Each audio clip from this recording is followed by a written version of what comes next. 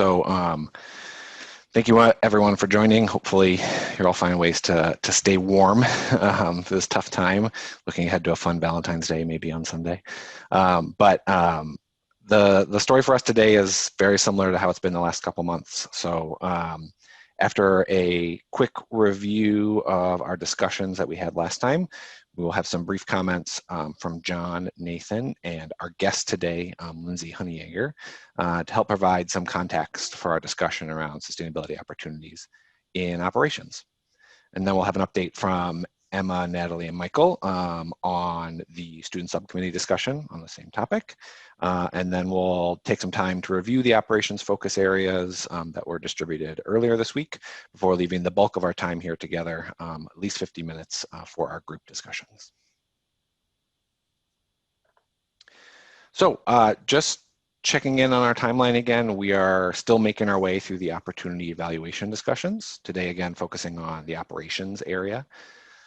Like the last 2 months, again, our goal today is to discuss the focus areas, flesh them out a bit more with challenges we might face in advancing any of them, resources we could leverage to advance any of them, all setting up again for the usual little bit of homework that we ask to fill out the quick survey to do an initial prioritization of these. So real quickly, last time, when we were together, we reviewed and discussed the engagement focus areas. In the discussions, I don't think we came up with any new kind of focus area level ideas. So the survey that we sent out to y'all was to ask to rank these 8 here. And so here are the results of that. Again, just preliminary ranking. A lower score here, of course, indicates a higher priority. Just like last month, I'm not going to delve into a lot of details right now. We're going to be using this to help inform how we structure our April and May meetings. But again, just wanted to thank everyone for completing the survey so that we have the opportunity to share the results now. And then particularly as we get closer to April and May, completing the surveys quickly helps us prepare and structure those meetings going forward. And just like last time in the follow-up materials, I'll send a little bit more detail on the survey responses. Lastly here, just like for the academics discussions, we also sent out a short called Pulse survey to all of the individuals who had registered for a listening session in the past or who had indicated interest in staying up to date on the results of the council. A little bit lower turnout on this survey. We only had 4 responses, but again, for this survey, the respondents were not asked to rank the focus areas, but simply identify of the 8, 0, 1, or all 8, should they be priorities for campus. And as you can see, kind of nicely, leadership and advocacy and co-curricular and learning were the only ones that were identified by all the respondents, and those actually aligned with the 2 that we in our initial survey identified as the highest potential priority. And just like last time, this survey is going to stay open at least for the next week. So if you have any stakeholders you think would be interested in participating, please share this with them. Again, in the follow-up materials, I'll provide a link to how to access this. So that's it for my quick intro and update from last time. So I'm going to hand it off to John, Nathan, and Lindsay, who were all gracious enough to help give some context and framing before we dive into the operations focus areas. I will just quickly introduce Lindsay. So she is the Assistant Dean for Facilities at the School of Education. She's actually going to be our last speaker today, giving us some insights from her experience in how facilities can and should support our teaching, research, and service missions. So a big thank you to Lindsay for joining us today. She's also going to be sticking around for the small discussions afterwards, so really appreciate that as well. But you're not up next. John is up next, so I will hand it off to you, John. Well, good morning, everyone. So the operations section of this entire effort is obviously one that's near and dear to our office. I think the first time that I met Missy, I spent probably far too long of a time talking to her about my own personal passion about the impact that we can have in terms of operations and facilities, and just simple things that we can do when we're designing facilities. I know that we have some people a part of this group, particularly I see Mark, but probably others that have been involved in major facility, either redesign, new design, construction, those types of things. And there's amazing things that we can do in this area and just have a huge impact on the campus.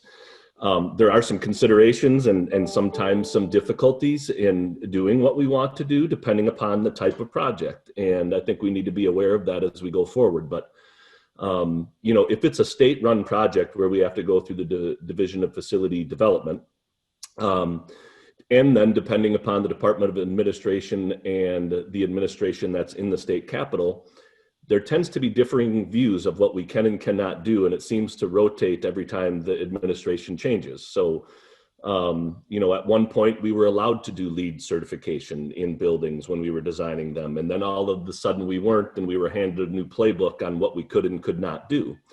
But there are really simple things across all of these operational categories, as the focus areas that we talk about, where we can make a decision on the campus that we do want to have some set of our own standards and consistency about what we want to achieve in facility design. And sometimes it's philosophical. For example, do we want to start designing facilities more communal and hoteling in design, so that we're not in the situation where we're having to retrofit and knock down walls and redo facilities every 5-10 years, where, you know, it's both a financial purge and it's also a sustainability issue.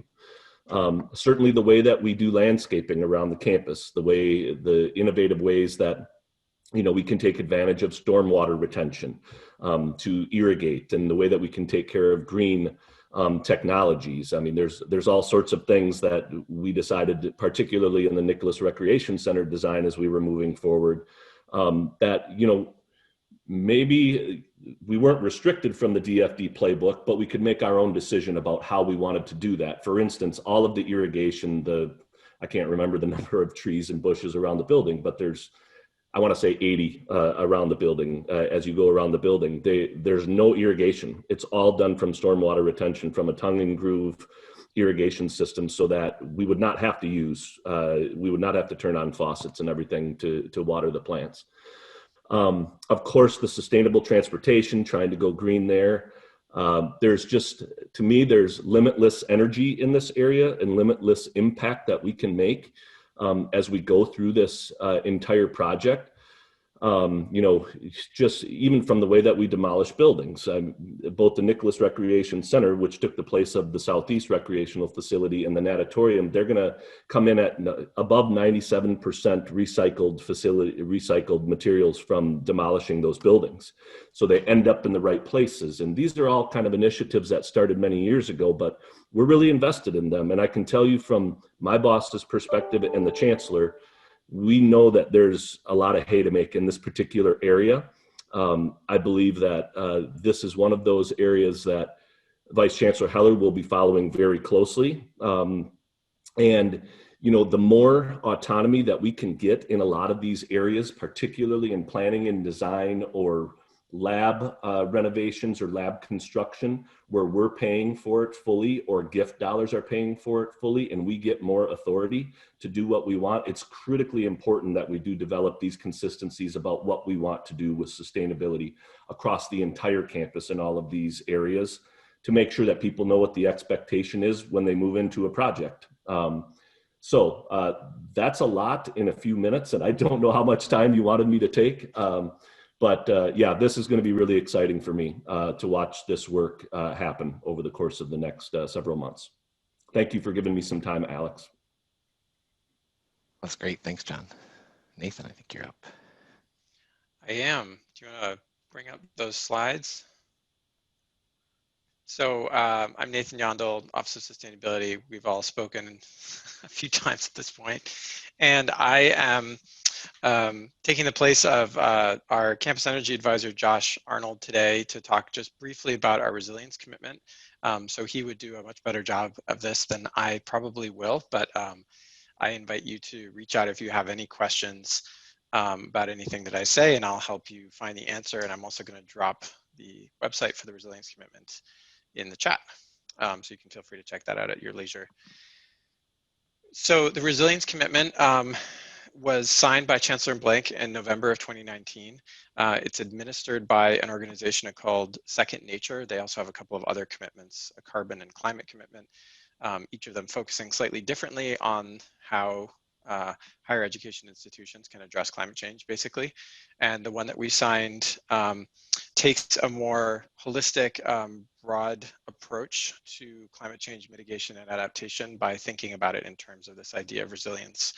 And resilience basically refers to the capacity of people and institutions and places to withstand and adapt to the effects of climate change in this context.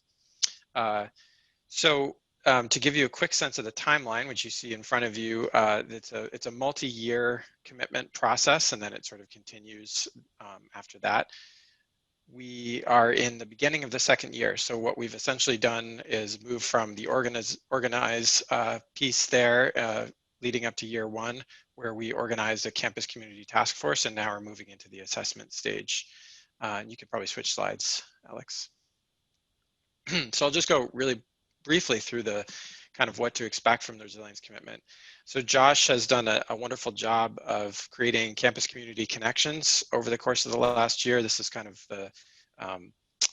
the big ask of the resilience commitment in year one, is to coordinate campus community action together, create this task force to figure out how to move forward. And so it's not just about UW-Madison, it's also about our local community. And so you'll see here that some of the roundtables that have happened have been with UW Health, with Wisconsin Governor's Task Force, Dane County, and so forth. And so this is really about bringing as many stakeholders to the table as possible. At the end of year one, we need to do a sort of year one report on our progress so far, and that report is forthcoming probably within the next 2 weeks, and will be published on our website and elsewhere. So you can go to next slide. Now, as we move into 2021, we're going to be embarking on the resilience assessment, which is kind of the stage 2. And you'll notice that in this kind of complicated diagram, which I won't go into, there are 5 big phrases around the outside, and those are the resilience dimensions. Those are kind of almost you could say the focus areas that we're using to understand resilience. So thinking about financial resilience, health and wellness, social equity and governance, infrastructure, and ecosystem services.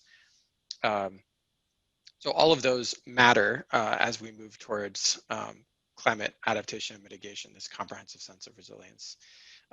As far as year 2 deliverable, we're going to be updating our greenhouse gas inventory. I know Alex is working on that right now.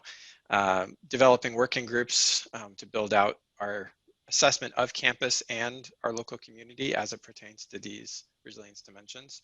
And then putting together some other documents that you see there at the bottom. And I'll also just note that you can see that at least 2 of these items, infrastructure and ecosystem services, pertain directly to our conversation today. And the other sort of big piece that comes out of the resilience commitment, which I haven't even mentioned yet, is a climate action and adaptation plan. And so even though we have not made that one of our focus areas for the conversation today, where it might logically fit, it's important for everyone to know as we move into the facilitated section of this meeting that is in fact something we're doing. And so as we move forward, and you can go to the next slide, to 2022, where we will be developing the climate action and adaptation plan, the work that we do in the SAC is going to directly impact how that's built out.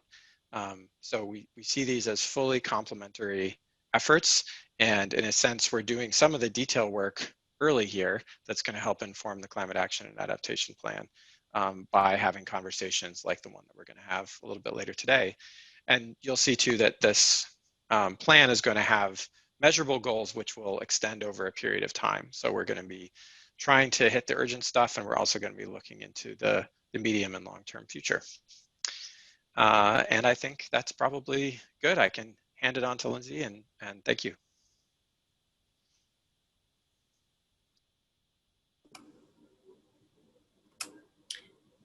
Great. Thank you for having me. This is, like John mentioned, and I would imagine many of you, this is a passion of mine, and so this is a real treat to talk to you all. I'm here to talk about how critical our built environment is to our research, teaching, and service mission, and also how important it is for us to steward these physical resources in the best way possible. The pandemic has really shown us how important our buildings are in supporting our research, engagement within our classrooms, and our community. And this slide just depicts a sampling of the variety of instructional and research activities that are really challenging to replicate remotely. At the same time, John kind of talked about this as well, building projects and operations can be costly. There's a lot to think about in terms of sustainability. So to make the most of our buildings and to minimize future cost, I'd like to share 3 considerations for us to strive toward in more sustainable operations. Next slide, please. The first is what I like to call future-proofing with timeless design. When we have the opportunity to renovate or build new facilities, I think it's really important to be thoughtful and intentional in designing spaces that can easily be modified for future needs so that we minimize future financial investment and downtime. And as much as possible, spaces should be designed for day-to-day flexibility to support a variety of different functions, including different teaching, learning, and work styles, as you can see in both images here, as well as designing for flexibility long-term so that spaces are easily adaptable for future use as our campus needs change over time, as they do. So a few ways we can do this. By utilizing flexible furniture. This one's pretty simple and is a great practice that's in place throughout campus. But using movable, height adjustable furniture that supports all body types and sizes. Supporting future forward technologies like plumbing the walls with data, power, and Wi-Fi for future unknown, as well as enabling distance readiness, as we've seen how important that is. And then providing technology for all users, including our students within our learning spaces. Our libraries have been doing this really well for years. I've learned a lot, as my colleagues have, in how to support students' abilities to project so that they're able to share content and participate and contribute to learning discussions. And then lastly, within flexibility, capacities. So how do we maximize use today, but also consider adjacencies or divider walls or other solutions so that we can easily grow into the space that we need for the future? You can see in both of these images, within the learning spaces and work and research spaces, how are we building for current capacity, but then we're also accounting for the future growth that we know is just around the corner.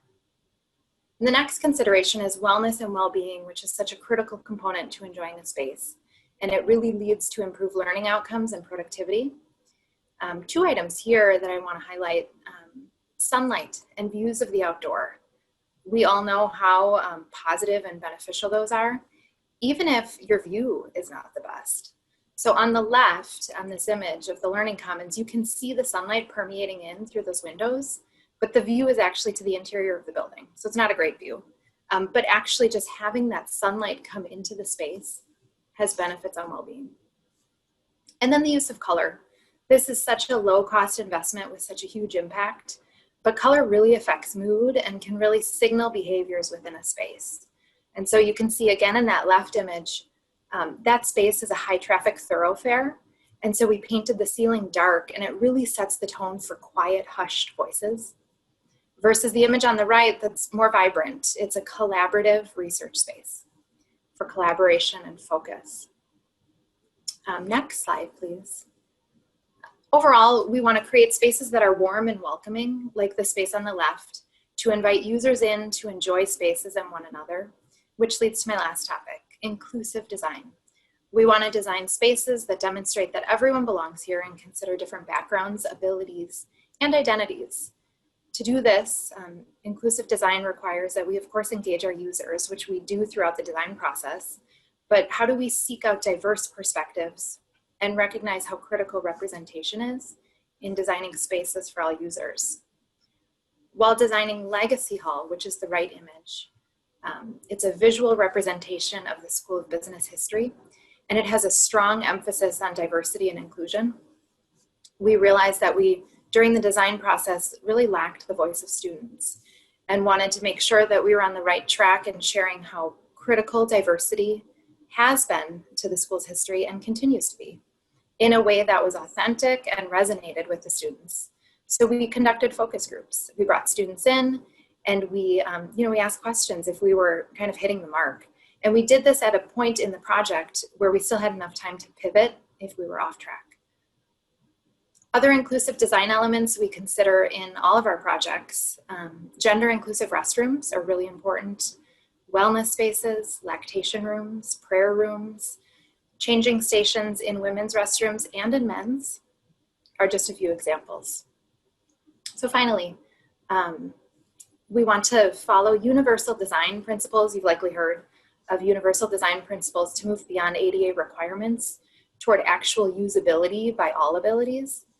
I have one last example, and I think I should preface this with, I talk with a lot of people about restrooms. It's just kind of part of my, this is totally normal for someone to talk with me about their experience in a bathroom. So with that, I was approached by a student who was in a wheelchair, and he shared with me his experience, how he couldn't reach the paper towel or the soap dispenser because his wheelchair didn't have enough clearance. So while the restroom was designed with ADA code in mind and adhering to that code, it wasn't actually usable. Luckily, we were able to rectify that when we renovated the learning commons in those restrooms. But without that voice, we would have continued to design spaces that don't work for our users. So how are we seeking out voices like his to ensure that we're designing for all? Because ultimately, we want to signal that everyone belongs here and make sure all feel welcome. And the more that we can be thoughtful and intentional with our space design, our facilities will be more relevant, adaptable, and sustainable. So that's what I had for you. Thanks, Alex. Great. Well, thank you, Lindsay, Nathan, and John. I think I can hand it off now to Natalie, Emma, and or Michael to give an update from the last student subcommittee meeting. All right, I'm going to go first, and then I'm going to hand it off to Michael. So last week, the student subcommittee met just to kind of reflect on our times in our residence halls, the dining halls, and then just in general with classrooms and spaces on campus. And I think the biggest disparity we noticed was between residence halls in terms of access to composting, recycling, heat, and air conditioning. Some had really great experiences and some had really negative experiences. So we would like to see within this plan to kind of standardize sustainability plans between residence halls in order to have every student have the same access to composting, recycling, and heat and air conditioning. And then along with standardization, this kind of goes back to when we discussed engagement, but seeing zero waste events and kind of just events on campus standardized with a sustainability forefront and priority. That's something that came up, and I think it's really important for students to have that and to learn from that as well. And then the last thing I'm going to just briefly mention before I hand it off to Michael is composting. When I was a freshman, I had a lot of access to composting when I was in the residence halls, but then as soon as I moved off campus, it was really hard to find either composting drop-off sites, or I'd have to hire a third party. So we discussed how important it is to have like compost drop-off sites for on campus that are available for off-campus students to encourage that behavior of composting. So that's all I have in very, very short. Michael's going to talk about a few other important things that we discussed, but a lot of the stuff we also talked about was mentioned by Lindsay, Nathan, and John, so I'm not going to repeat that. They all said it really beautifully, so there's no need for me to go and do it. Thank you. Yeah, another big focus that everyone had talked about was the transitioning over to clean energy and away from fossil fuels. There were some questions about the HVAC system and the updates that were currently happening, but there was talk about that and the focus on getting that done. And then there was also a focus on outdoor spaces like bike paths and having green space available. And that's all I have. So I'll turn it back over to Alex. Great. Well, thank you everyone for that. I think the last thing on our agenda before the small group discussions is just the kind of quick overview of the focus areas, which will be the focus, for lack of a better word, of our discussions. So let me share my screen one more time. And get back to the right thing that I want to show. So Yeah, so same story again as before with these. So the focus areas were developed based off of feedback we received at the listening sessions, our office's experience, feedback from the council, which will primarily come today during this discussion, and then of course our gap analysis from our STARS assessment. So quickly on that front, again, we sent out the detailed gap analysis document on Monday with the focus areas. But I just wanted to show the heat map here again, comparing kind of our scores in these areas to a select group of peers and the Big 10 peers. And while I think we've all noted that there is a lot that we still can do to improve the sustainability of our operations, at least in the STARS metrics, when you compare ourselves to our peers, we're a little bit more in line with where they are, at least compared to in the academics and engagement space when we talked the last few months. But again, that all just fed into the document which we'll be discussing today. So again, I'll just run through the focus areas quickly so we'll all at least have a base understanding of our initial thinking about these.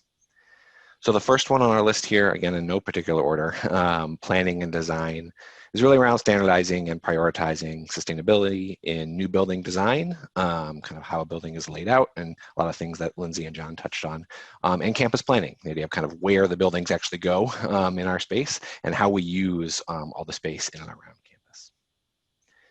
Sustainable buildings then is kind of the idea around how we operate and maintain the building themselves. So things about how those buildings use energy or water, how they're cleaned, air quality inside those buildings, occupant satisfaction with the space, and ultimately just generally focusing on sustainable management practices. Landscape management is focusing on how to sustainably plant and manage green spaces and or other natural areas in and around our campus. Sustainable transportation is again kind of advancing upon the work of our transportation services group to look at the sustainability both of how people and things get to and move around our campus. Green energy and electricity is about the sources of energy for heating and cooling our buildings and running our variety of electronic devices, and how to improve the sustainability of those sources of energy.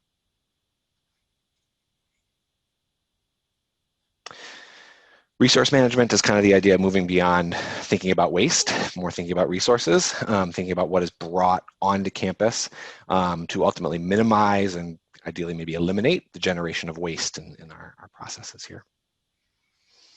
Sustainable food is a focus area around opportunities to, I really couldn't think of a better way to say this, improve the sustainability of our food, whether that's the food that we offer at dining halls, at the unions, athletic events, or other events.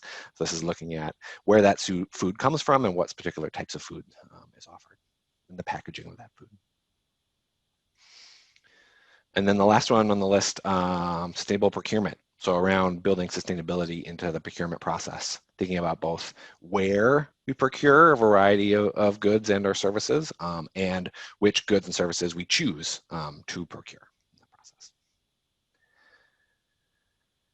And I will just reiterate what Nathan said. As you saw on this list, there is not a specific focus area on climate action because with the resilience commitment, the chancellor has pretty much already said that climate action is a strategic priority for campus. But all of these focus areas and our work going ahead are going to feed into how we develop and implement that climate action and adaptation plan. So with that, I was going to say for any questions, and Michael, you have a question. Yeah, I just had a quick comment that I wanted everyone to hear. So specifically about the sustainable landscape management, when I was listening to these, I was thinking about this specifically is a great opportunity to talk about our relation to Native nations and to the Ho-Chunk Nation in specific. I see this as a great opportunity to put into action some of the words we use when we do our land acknowledgement and putting the acknowledgement into actions instead of just the words that are said on campus. So I just wanted to make sure that everyone had that in their mind as they're going forward. And thank you all for listening to me and giving me that time to say that. Yeah, if I could add on to that, that's a wonderful comment and a wonderful thought. It strikes me that I don't know the last time that I've seen this, to be honest, so I don't want to put a date on it, but Gary Brown and FP&M did an outdoor landscape assessment that I know is in a presentation somewhere for the entire campus, taking a look at the 5, 10, and 15, it might even be a 20-year outlook of what we want the campus to become. And I know in there are absolutely designs to enhance and pay respect to those areas that exist on our campuses and develop them so that people are educated about the Ho Chunk being on this land, where the effigy mounds are. It's a really good presentation. It just strikes me that perhaps that might be something that we could share with this group at some point. It may have been updated. I want to say it was a couple of years ago that I last saw the vision over the next 10, 20 years, but it was an impressive presentation about how we want to enhance our green space for health and well-being and paying respect to the fact that Ho Chunk land does exist here. And Lindsay might have just put it in there.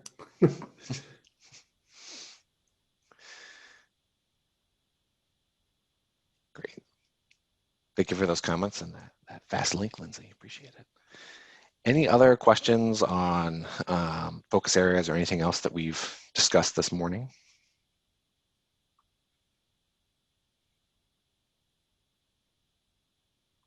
All right.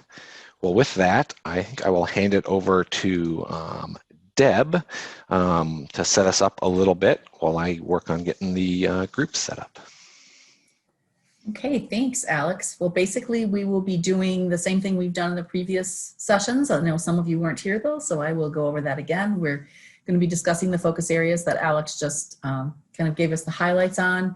And we want to think about a couple of things. What are the challenges that we could face when advancing these focus areas? And also what resources, what expertise, resources, we always think of money, but we have resources beyond money that we can consider as well. So what expertise, what partnerships, what success stories, what time, and what money are available on campus and or from the teams that you work with that could support advancing these focus areas. And then finally, what might be missing? Are there any focus areas we haven't thought of that are important to include? And keep in mind, we're going to keep asking for feedback. We will be coming back to these. You will get the little survey to do the ranking of them. It's really important when you get that survey. It doesn't take long, but it's important that you take a minute to do that survey because it's going to help the Office of Sustainability when it comes to the next phase of this project to have that feedback. So that'd be great. So we're just going to take some time to reflect now, unless anyone has any questions, Alex, why don't you move us over to our little rooms? All right. See you all on the other side.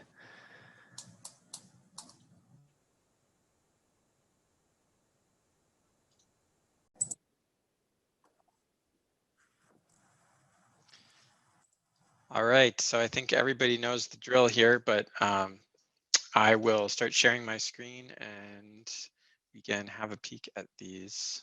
Can I share my screen? Have I lost that capacity? Missy, do you have the ability to share screen? Oh, you're muted. Oh, here we go. Sorry, that was strange. Disappeared on me. All right, can you all see this? Cool. So let me just adjust my screen on this end. There we go, got you guys at the top. All right, so as usual, I'm gonna kind of get out of the way and mostly just try to facilitate conversation here. So we're going to be working with the top 4 focus areas: sustainable planning and design, buildings, landscape management, which kind of feeds into the second page here, and transportation. I will, can I do this? There we go. Pull things together, make it a little easier to scroll between. So there's a lot of material here. As usual, it's kind of a tree a branching thing from left to right, where we go from the focus areas to rather extensive potential action items.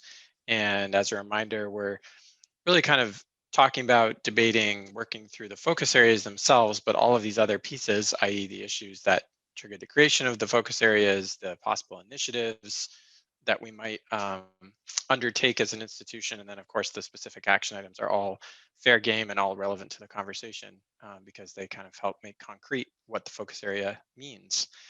So I'll start with our usual first question, which is what stood out to you? What got you excited? What got you interested amongst these focus areas? Where would you like to dive in? And just tell me to scroll down if you want to see the other ones. I'll sort of do it once in a while here anyway.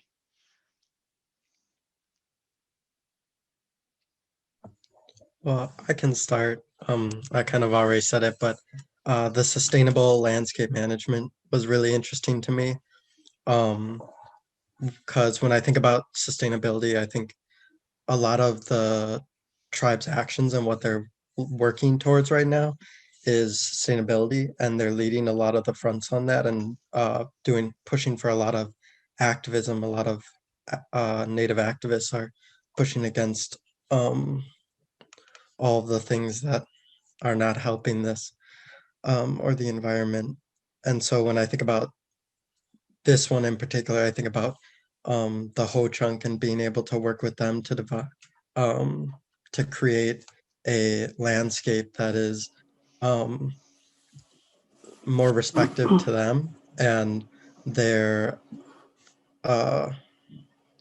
because we know that their society lived in a sustainable way and that this area was held together and the lakes were held nice and the land was taken care of. So if we can institute some of their policies and their thought processes into just not our landscape, but our community, that's what I see as part of this focus area, as changing, by changing the landscape, changing the views and the values of our community and what we want to see in our landscape.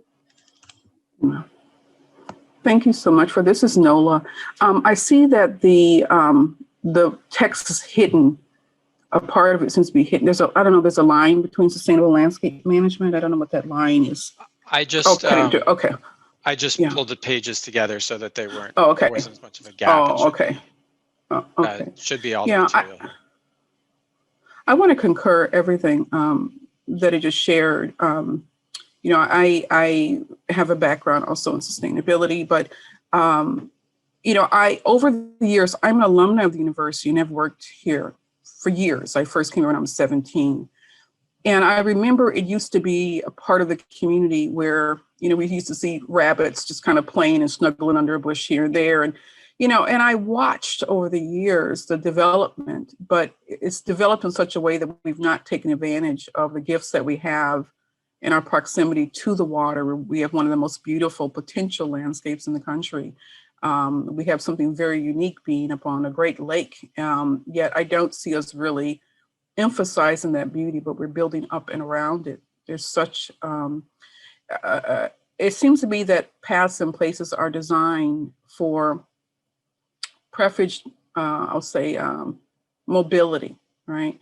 And if we incorporate some of the natural native aspects of land and landscaping, you know, people will adapt. If we hold it as a value, and how do we hold it as a value? We talk about it, right? We highlight it, we build it into planning. And so I just hope that more attention is not just given into creating lovely flower designs, but really incorporating native species, that it becomes to the point of education and service, you know, plants that actually service the needs of the land, right? When we talk about some of the challenges we have so much cement surfaces, and that creates the potential for water running off where, right? Well, if we more thoughtfully design our landscape and our grounds in such a way that we can naturally deal with those things, there'll be transformation in many ways, and even reduce expenditures, I think, on our campuses for the things that we have to do to maintain safe concrete spaces as we do. So yeah, I think that that is an area that I feel strongly about as well. I'm done. Just a brief follow-up on this general topic. I wonder, you know, Michael, you were referring to the kind of chunk of knowledge of how to maintain sustainable landscapes, sustainable ecosystems, and obviously there's also a lot of other conversation around cultural landscapes on campus, whether that are the mounds or something else. And I wonder, is that also part of how we should be defining sustainability? We often talk about social sustainability as, you know, considering things like equity and cultural histories and so on. So, you know, would that also be something that people would want to be, you know, sort of include in this language here? I think so. I think it's okay to think about it like that, but I also just think about it as like by including that sustainable that kind of plan or following their The actions, values. you're Yeah, instilling the values that that's right. you're creating you're creating a sustainable culture by bringing the values into general society. I think that's Right. Yeah. most of what all tribal nations want. Yeah. I just want to echo that Michael. So Nathan, you all have a great gift in recognizing Earth Partnership, right, as innovative in what they do. I just attended Indigenous Arts and Science Institute meeting yesterday, last night actually. We meet every month and have institutes every summer. And we talk about, I mean, they have been doing research, grant-funded research that shows how we can bring in to our planning and our design Indigenous knowledge that is in community, that is in community with land and how land is designed and how it fortifies itself. I would say tap into the existing resources that we have. They are now, Earth Partnership is now a part of landscape architecture. They're affiliated in that program, that's their home base, but they started off in the UW Arboretum. They're now a historical site, a historical conservation site that is a research place for examining all these challenges that you're thinking about. But they're also a part of UW. So I would say, you know, step into that. It's already, the research is there. They actually teach educators and community members. Every year they work with the various tribes throughout Wisconsin to cultivate their knowledge in Indigenous ways of sustaining and interacting and engaging with landscapes. Thank you. The language definitely should be in there.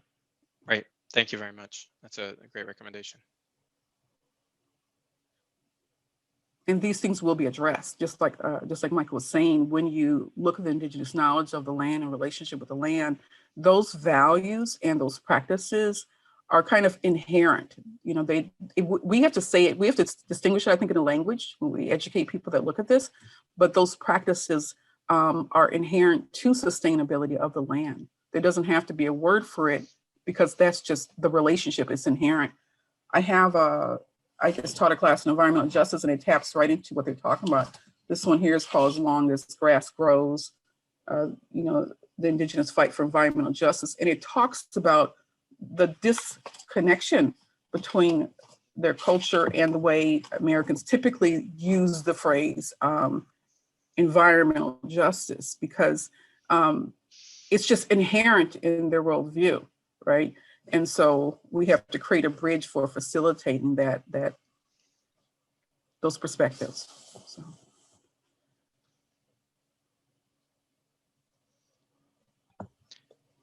Well, this has already been a really great conversation. I'm curious what other thoughts there are on focus areas of particular interest, or are there sections of the focus areas that people want to dive in on? I'll scroll back up just a little to get to the top as well. Sure. Got a lot of big material. I will speak to a couple of things and try to not go on a rambling tangent, because I know that I could in this topic. First of all, I really appreciate the initial comments on the landscape, and absolutely, we have one of the most beautiful campuses and settings possible, but I would say that I've seen the shortfalls myself over the years that I've been here, that we just haven't taken advantage of that beautiful setting, particularly in the Lakeshore Nature Preserve, to really enhance and pay respect to those areas. Shifting gears, I mean, one of the things that is my passion is how we handle and manage all projects facility-wise and the landscapes that exist around these projects. Clearly, I understand that at times there are guardrails up about what we can and cannot do. But if you take the example of my previous position, like in the Southeast Rec facility that was built back in the early 80s, I mean, the facility was 33 years old when we knocked it down. And the example that I would give is that we didn't expand the footprint of that building at all, other than going up a little bit higher. But we yielded 90,000 square feet of assignable square footage in the building that didn't exist in the other facility, just from a space standpoint. And we used materials to build a 50-year building versus a 33-year building. And I think that some of the considerations is, you know, how are we building or retrofitting or renovating these spaces so that we're not knocking down 33-year-old buildings, and that these buildings are going to exist and last, and to be able to be easily retrofitted without you know, financial burden, where it's very easy to adapt the spaces. And you know, if you go into older facilities, you know, corridor, private offices everywhere, permanent walls everywhere. I mean, I think that those are considerations we need to take a look into. The use of reusable materials in construction is incredibly important. And I guess the direction that I'm going here, even from HVAC, electric, plumbing, what are we doing? Lighting, health and well-being within the facilities, even if it's a facility in the School of Business or CALS, making sure that the inhabitants that go into those buildings, it's producing the best possible learning environment for them. So what I'm pushing at is a set of criteria related to all, not just new construction, not just renovating or additions or whatever we need to do in the capital master plan. It's a set of criteria in which, yes, thank you. It's a set of criteria in which we are going to make sure that FP&M and anybody that wants to do a facility project has this set of criteria based upon the type of project. Because what I was trying to get at earlier was, if it's 100% gift funded project or 100% cash project, it's very likely we are not going to have to go through the state, and we're going to have our own autonomy. So we're going to have more flexibilities there likely than we ever would with the state, because the state hands you a set of criteria that you can't go above or below. Like even if we wanted to do LEED, and I'm not sure that LEED was something that we wanted to do in our master plan, because we kind of wanted to do a little bit more. But even if we wanted to do LEED, we would not have been allowed to by the previous administration at that time. We wanted to do a well building with the Nicholas Recreation Center. We were not allowed to call it a well building. Now we use standards that are similar to that. But you know, there are restrictions when it's in the state process. But when we do have our own, we have a lot of flexibilities that we would not have. And I think that we need to have a set of criteria for each type of project, whether it's a new construction, renovation, university managed versus state managed, to make sure that we know what we want to get out of the project. Yeah, I really think that area that you highlighted is incredibly important towards our capital project in the future.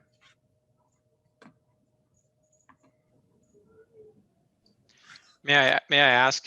Thank you very much. That's really helpful, and especially from your kind of point of view on the university, John. Do you feel like some of the initiatives that are kind of falling under these, I suppose, particularly in buildings and planning and design, you know, fit with the direction that you're suggesting that we try to go? Do you think those themes seem like feasible initiatives? Yes, I do. I would say this, and I know Mark knows this because he has dealt with it, but you know, there's different pit stops along the way throughout whatever project you're doing, and the system is involved, and they have their own set of ideas and what they want to see.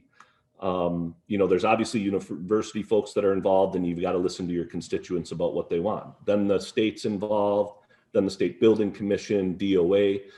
There needs to be some high level conversations, you know, because we can say what we want to do and what our expectations are, but if we don't have each one of those pit stops aligned that yes, we can do this moving forward together, it becomes difficult, because we can lay out these criteria and these metrics and say this is what we want to do, and then the moment that we take a design or a plan to the state, they're going to say you can't do that lighting that you want to do because we have this standardized contract lighting that you have to put in the building.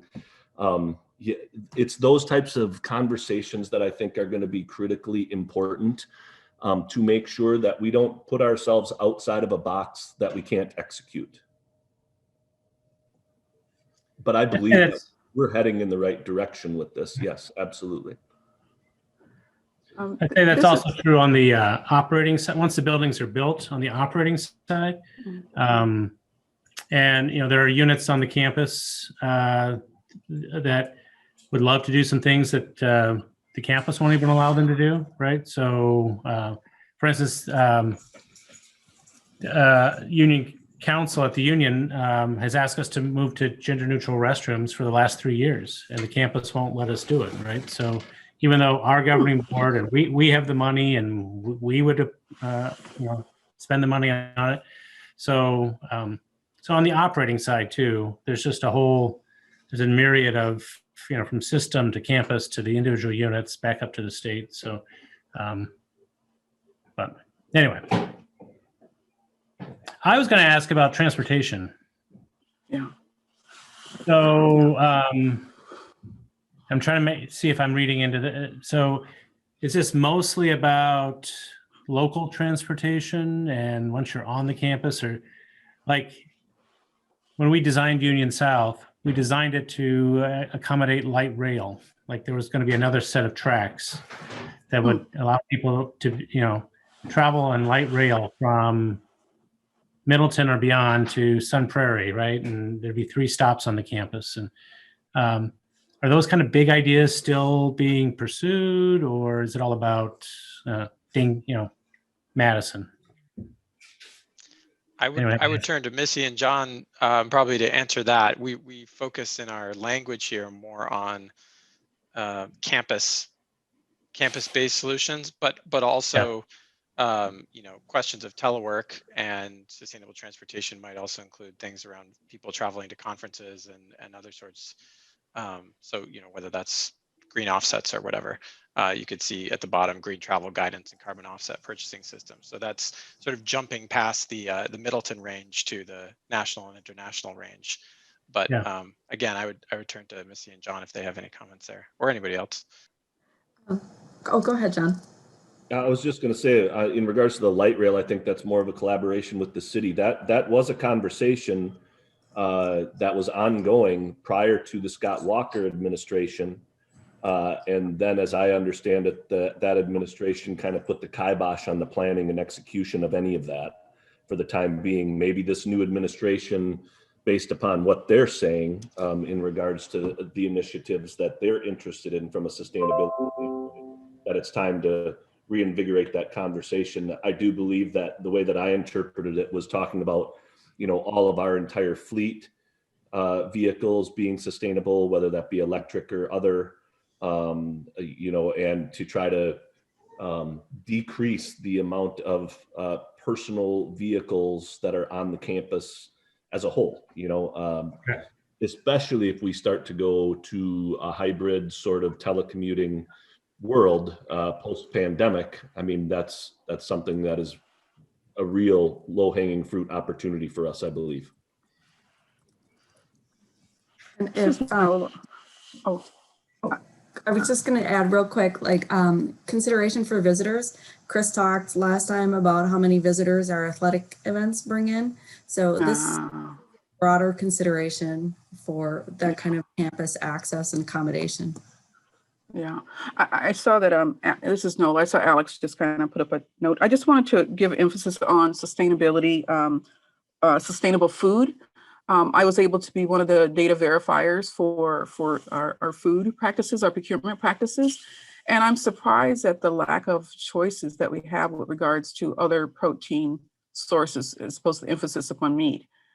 Even in terms of the Babcock offerings for meals and things of that nature, there's still such an emphasis on meat. And I know that that can be a sticky area, but with regards to sustainable food, it talks about local food and things of that, but also the note increase of non-meat based food sources.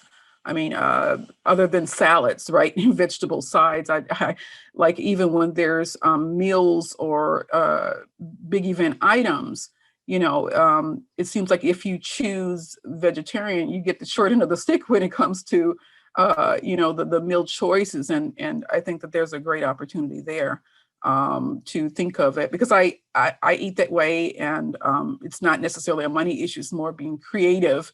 Brown rice is brown rice, and incorporating vegetables and different types of grains and things of that nature. There's a multitude of ways, but that's something to think about. And so I just want to underscore that. Yeah, absolutely. And please also bring that up in the next breakout, because there you'll have opportunity to dig into that even more. But I'm glad to hear it here as well. Thank you. Thank you. I wanted to throw one thing in quickly. I hope this isn't too much of a pivot, but kind of going back to what John and Mark were talking about, I think the guidelines are something that would be fantastic. I think, how are we approaching the sustainability with what we know about work remotely during the pandemic? And how are we encouraging user behaviors? So, I think it's been mentioned, right? Like, there's lots of long hallways, lots of private offices, and that's how we operate in assign space. But we've learned a lot from work from home, partnered with sustainable building design. It gets at adaptability, but how do we really encourage users to change their behavior? Mm-hmm. And so I think there's almost like a connection between the buildings, the policies, this group, and the users. And I don't know where it plays in, but that's really top of mind for me right now, and probably many of us. And lastly, I'll just say that I really liked the inclusivity committee, because I think there needs to be some formality to how we're taking a pause and not rushing to, put up artwork or redesign, but really thinking about, okay, whose voice is missing? Because that's always really hard to answer.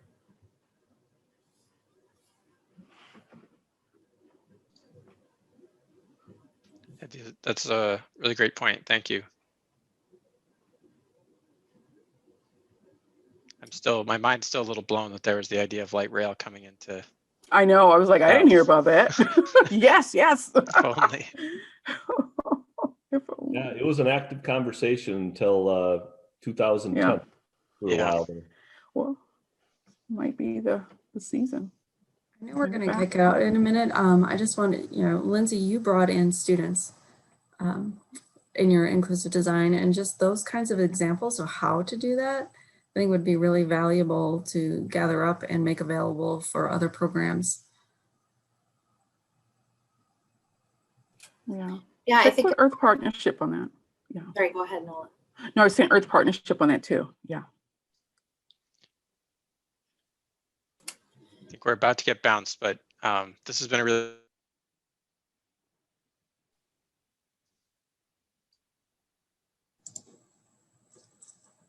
Hello. Hello.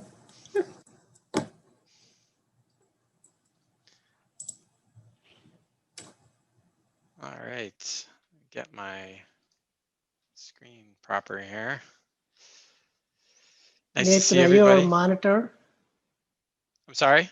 Are you our monitor here? Yes, I'm the I was the monitor. What's the chaperone? There we go. That's the word I was looking for. Keep everybody in the pool or out of the pool. All right, I'm going to go ahead and share my screen, which I think is one of the phrases of the pandemic. And then the following phrase is, can you see it? And hopefully you get your thumbs up. Yep, there we go. Good. Everyone knows how to do this. All right, well, welcome. We're going to, jump us back to the earlier or the first set of focus areas in this conversation. We just had a really interesting conversation with the other group, and maybe Missy can help me here. I'm going to try to give you just a brief overview, because the first focus question we're supposed to talk about is your thoughts about their responses to these items. So just as a reminder, the items are sustainable planning and design, buildings, landscape management, and transportation. And if I had to characterize it, I'd say there was a couple of kind of focal points. One of them was this idea of looking to Native nations, to the Ho-Chunk in particular, to help inform sustainable landscape management and to incorporate practices that have been around for a long time and that the tribes still use, and to, honor those practices and therefore become more sustainable in those ways. So that was definitely one of the big focuses. Another was looking to buildings and planning and design, and thinking about how we create, as we've put it here, requirements for incorporating sustainability practices and principles into building operations and maintenance. There's a lot of desire from higher leadership to do this, and there's a lot of opportunities there. John Horn gave the example of a 33-year building that they had to knock down, and now in replacing it, they created a 50-year building with a lot more space, even though they didn't increase a lot more usable space, even though they didn't increase the footprint. So, but in addition to that, the question of all the different administrative barriers that tend to get in the way is kind of high in everybody's minds too. So we're going to have to work through those things. And then there was a little bit of conversation to end it on sustainable transportation. There's definitely conversations about long-term teleworking as we move out of the pandemic and what that means. And Mark Gouthier asked about sort of what the scale was of our sustainable transportation. He mentioned that at Union South, apparently they had actually designed it so that light rail would be able to bring commuters in from places like Middleton and have stops along the way in Madison, and that got shot down roughly in 2010 by the Walker administration. But it led to this conversation about the sort of scale of transportation we're referring to here, and I think it's a fairly wide scale. So that's the quick overview of what we just talked about. Missy, did I miss anything prominent that you would add? Well, then I'll open it up to say, I'll kind of combine the first questions. One, are there any particular sort of reactions or responses to what you just heard about the previous group? And two, what do you think about these 4 focus areas? Which ones drew you in and got you excited?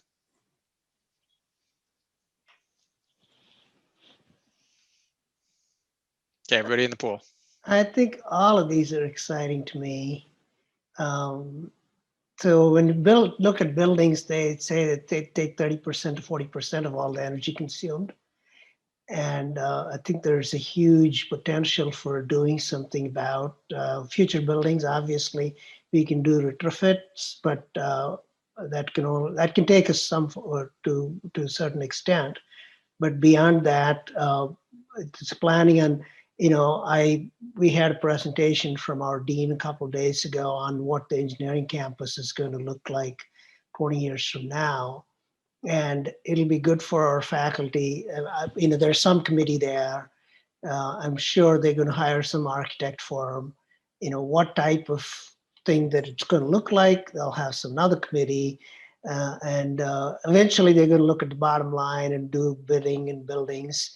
But like at Union South there were a lot of students involved in the planning process. But I don't know if in other buildings we have similar stuff. Can we have I think what is mentioned here, I think it'll be good to have a standard. This is what our campus strives for when we think about new buildings, and the architects should have that up front and say, this is what we need to get done at the end of this. And so that I think these type of standards, and also let everybody know, let the students know, hey, this is what our standards are. And if you think about University of Wisconsin building, this is what you're thinking about. And it sort of speaks for itself.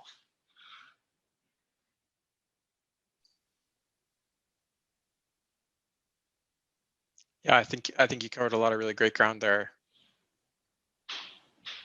And I'm kind of picking up on that idea of not just instating requirements and policies, but also publishing them, making it transparent, and making it part of essentially the brand of the UW. Right. I remember when our first round of the sustainability stuff took place 10 years ago, we had all these "We Conserve" posters and logos everywhere on campus. It's like the W and the E was part of our branding. And I mean, one can say greenwashing and branding goes on, but there's a implicit subliminal influence that it has on how we think and what we do. And I don't think we should sort of ignore those incentives that are available for us to brand ourselves and act upon it as well, but it's a place to start.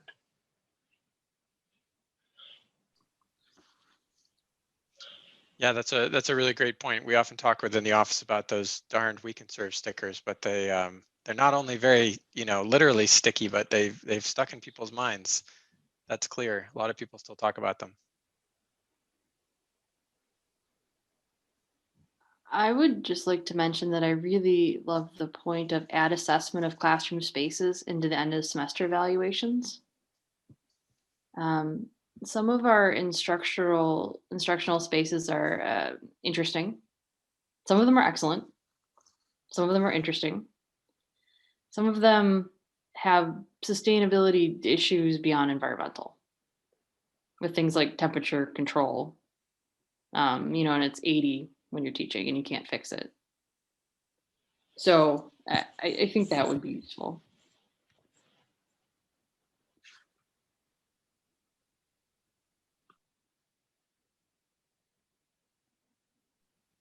I can definitely speak to that. Some of the classrooms I have been taught in are not the best, and it also not just from a sustainability perspective, but an accessibility perspective too. A lot of our classrooms, left-handed students have to sit, and there's not always enough desks for them, depending on how the desks slide up, and just accessibility in general, how tiny the seats are. I think reevaluating our assessments on classroom would be a huge thing for students to incorporate in our learning environment and help us learn better.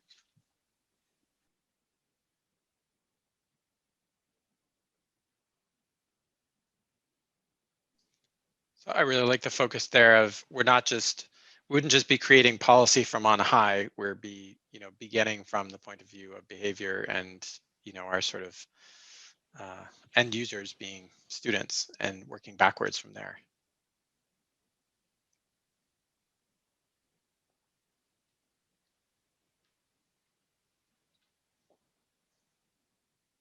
What else do people have in mind here? I'm just going to kind of scroll lightly here. So the bottom of our section is transportation, landscape management, kind of stuck in the middle here. So on the landscape management stuff, we have this huge lot of natural areas, Arboretum and the Picnic Point Lakeshore Natural Area.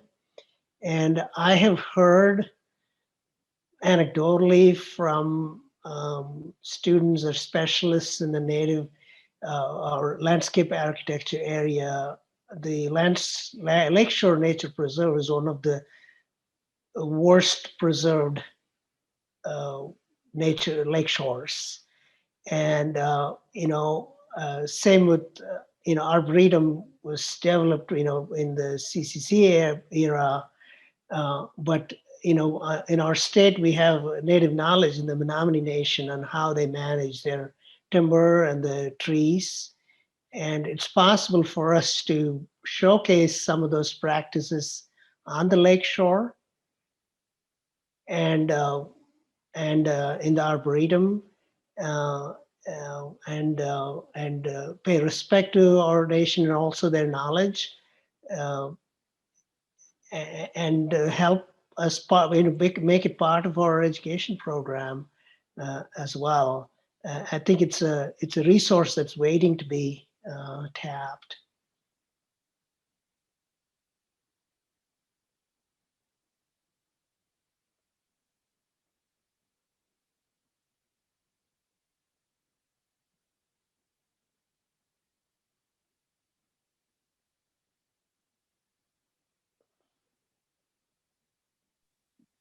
I can speak for sustainability. My Landscape silence worked. management. Mine's more incorporating more green space in the campus area. A lot of our student community is based on the southeast side of campus, and there's not a lot of green space available on that side of campus. Like when you go on the lakeshore, there's Lakeshore Nature Preserve, Picnic Point, the Arboretum, but on the southeast side of campus, we really only have a couple of green spaces to go to. So I've been talking to students and just trying to incorporate more, trying to find ways like either green roofing for students to go or just some way students have more accessibility for green space that live on the southeast side of campus and in the heart kind of downtown. It actually, that's a very interesting point. I know before I used to sit on a Dean's Advisory Council on a different few years ago for a few years, and I know there's a difference between how we have substance abuse problems on campus among students. We're known nationally for that. And there's a difference between how Southeast dorm students respond in the weekends versus how Lakeshore students respond in the weekends. And I'm just thinking, is there a connection between the two, that we don't have green spaces and the outdoor spaces on the southeast side compared to how much we have on the Lakeshore? It'd be a very interesting study to do.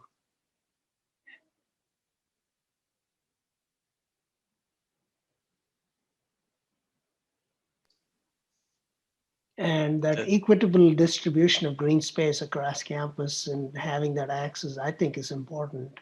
Thanks for bringing that up.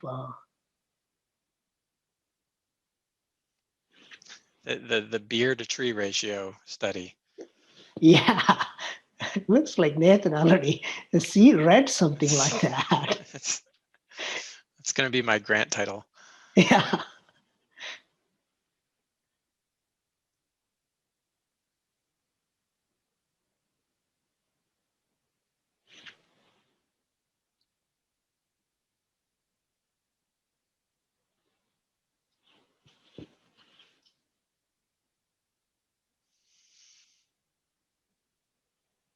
Well, this is a quieter conversation, but that's okay. I just don't want to get in the way with my babble in between everyone. So trying to give you all space to keep thinking and bring up things that are on your minds.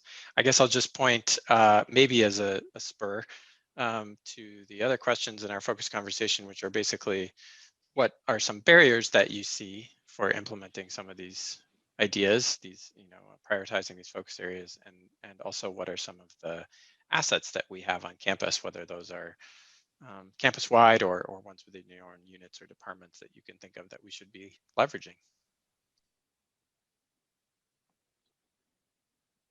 I would say, I think there are a couple, like landscape management. Like, people are used to having this big lawn on Bascom Hill, right? Worldwide, everybody says lawns are the worst thing you want to do with the land from a sustainability perspective. But we're proud of our lawn on Bascom Hill, right? So if we want to replace that with some native garden, how much pushback will we get from campus leadership or from the community? I don't know. It's a shift in how we think about things, right?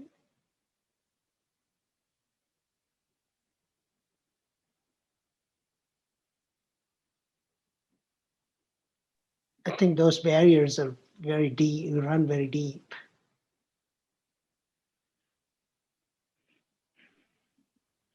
This isn't a barrier, but more of an opportunity for students. We have an interior architecture major, and when we talked about redesigning classroom spaces for accessibility and sustainability. So maybe there's an opportunity there for those students to get involved, and maybe having a project be designing a new classroom, and getting more students involved in that process, I think would be a great opportunity.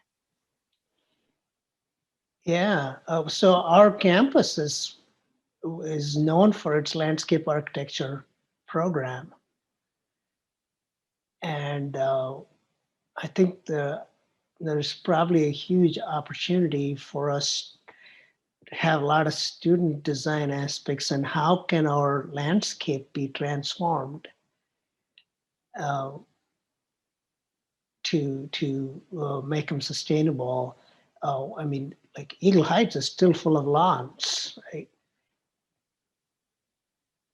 And I think same thing with transportation. And if we look at the carbon footprint of our campus, how many faculty members drive to campus every day? I mean, because of COVID, I'm stuck at home,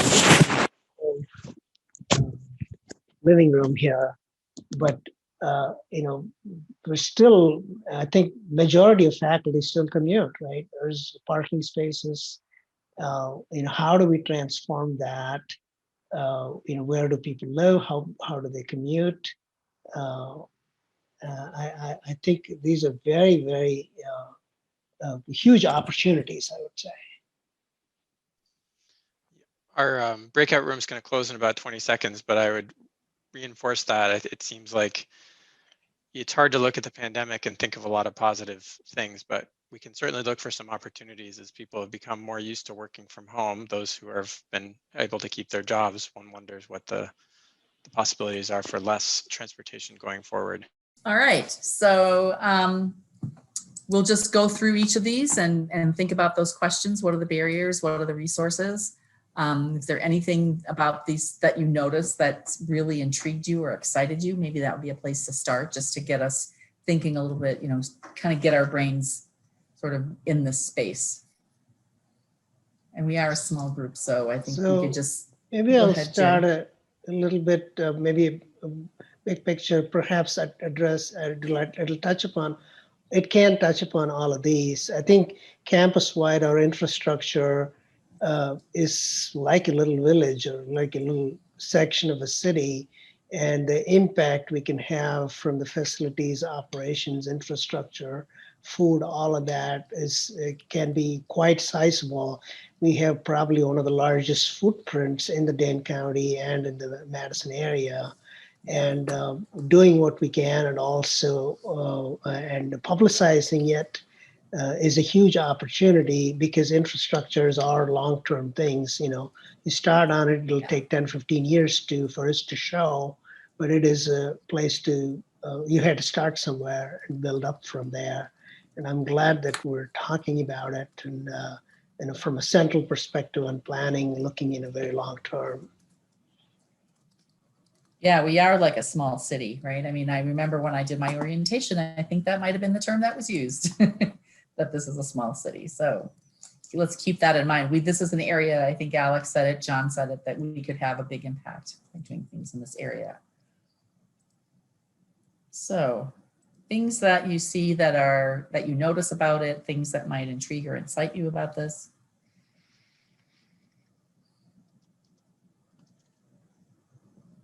From a student perspective, a lot of students are really excited for talk about food, sustainability food, vegan food, vegetarian food, incorporating more local food into our dining hall options is something that we just talked about at my committee last night. And it's one of a few projects that I know are going on in the Office of Sustainability. So to see a priority of sustainable food, I think is a really good start. Great, that's great. Thanks, Natalie. Other things that intrigue or excite people?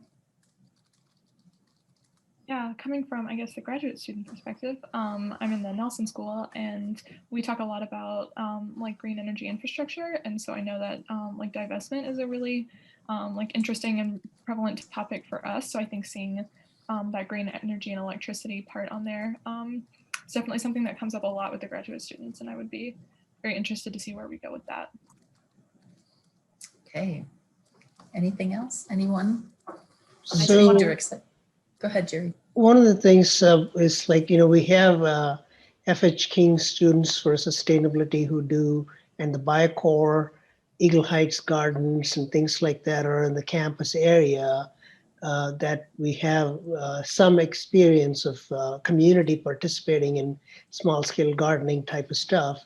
And our campus has a long history of sustainability in the agriculture area. And I think sustainable agriculture is pretty much, I would say, even though it's not a huge percentage of global agricultural operations or even statewide national agricultural operations, it's a presence there. We talk about Wisconsin, Organic Valley, and farmers markets and all of these, we have a sort of an established presence in there. But in the other field, like sustainable buildings or sustainable engineering or sustainability in education, I'm glad to see Andrea here in the leadership role. And we still have a long way to go in establishing that as a part of the fabric of how we teach. And also, so we have the sort of land grant. We have lands available in the campus area. Eagle Heights itself is a small little village, and where our students live, and then we have land grant, lands available in the Dane County area. So if we can get beyond this living lab type of stuff, or these small scale things like Eagle Heights gardens, can we come up with programming where we have our own farms and our students are actually working in the summer as opposed to going to Guatemala or wherever to get experiences in organic practices of Costa Rica. Can we do those showcase type of stuff here on campus where students experience building green buildings and learn from it? Was nothing like practice that gives us how to do things, and it becomes part of our fabric of our campus that can bring not only people from Nelson Institute who are sort of the ecological side, and then there's people like me and Andrea who are the engineering side, bring us together in a practical sense. I think so you can cut across sustainable food, resource management, green energy, all of these things across the board. Yeah, so there's an example of bringing expertise together across campus, right? That's a resource that we have, expertise, but bringing it together to collaborate across these different sectors. Is that what you're saying, Yuri? Yeah, and also have action plans. Can our campus say, well, we'll get 5% of all our food from our campus properties available on the west side, on the south side. And Babcock Hall is a great example. It's like our own milk, right? Mm-hmm. Can we say it's our own wheat, our own oats? Mm-hmm. That type of stuff that our students can participate in. Yeah, got it. So it sounds like go ahead. Sorry, I was just going to say, building kind of on what Gary said, we do some stuff in sustainable food that I don't think is terribly well publicized. Like we're getting lettuce from fairly local aquaponic producers. And you wouldn't know unless you were actually like at the restaurant and you were reading where it came from and you happened to work with the aquaponic, because I happened to work with that farm. And I was like, oh my gosh, it's so cool. Why don't I know this? Yeah. So there's I think a lot of great things we're doing. We're just not letting people know we're doing them. Good point. I have heard this in other areas as well. This is a common observation. All right, anything else about food? While we're on food, we can just go ahead and, anything about the challenges we face. Communication seems to be one of the challenges we face, talking about things that we are already doing. Maybe that's broader than just one area. Maybe that goes, something across all of this work. And what resources. So Jiri mentioned collaboration between folks like himself and Andrea, other resources that we might be able to leverage as we do this work. Let's stick with the food one right now since we're almost done with it.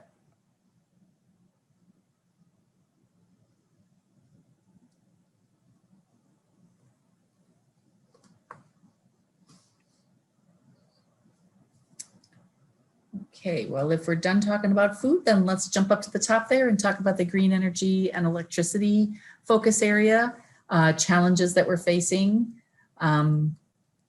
resources and and other resources that we can leverage to support advancing these focus areas. Thoughts about that one?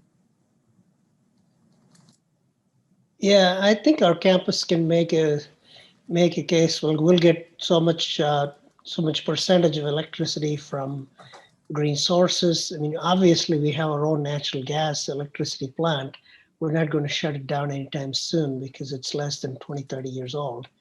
And but we can make a statement that says our campus energy footprint, 50 by 2050 or 2030 or 2025, we will have so much solar, so much wind. That type of goal can be set and work towards that. Right now, I'm working with a team of people from Marquette University on a proposal on reducing the energy consumption in residence halls. And the only reason it's Marquette is because the facility managers there and the local utilities there have sort of come together, and there was an opportunity to go after a federal grant.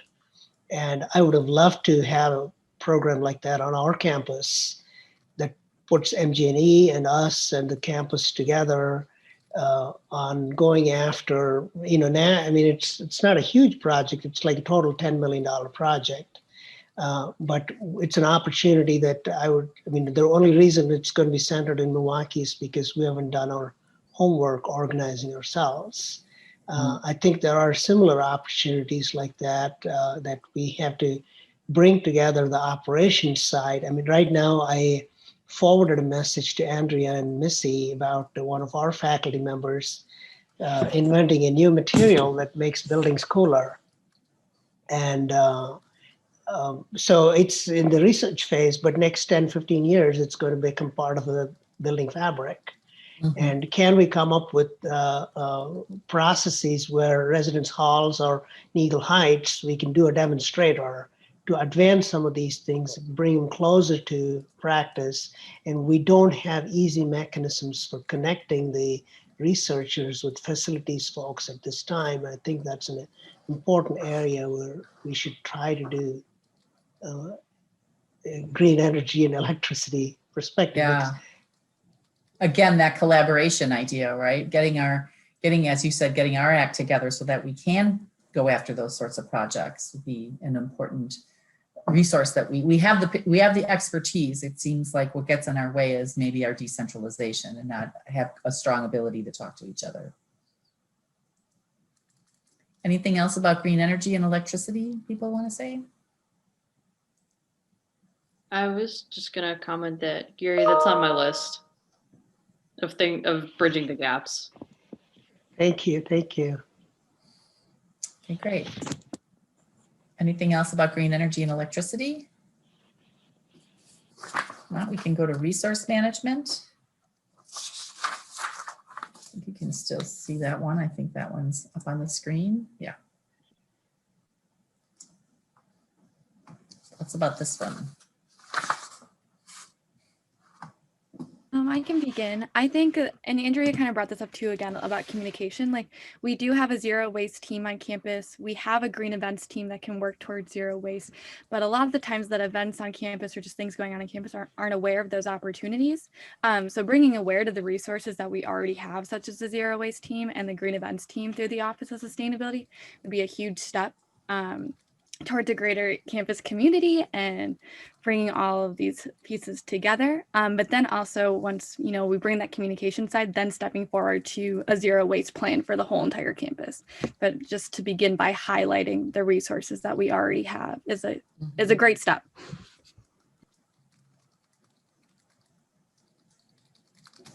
Other thoughts about this one?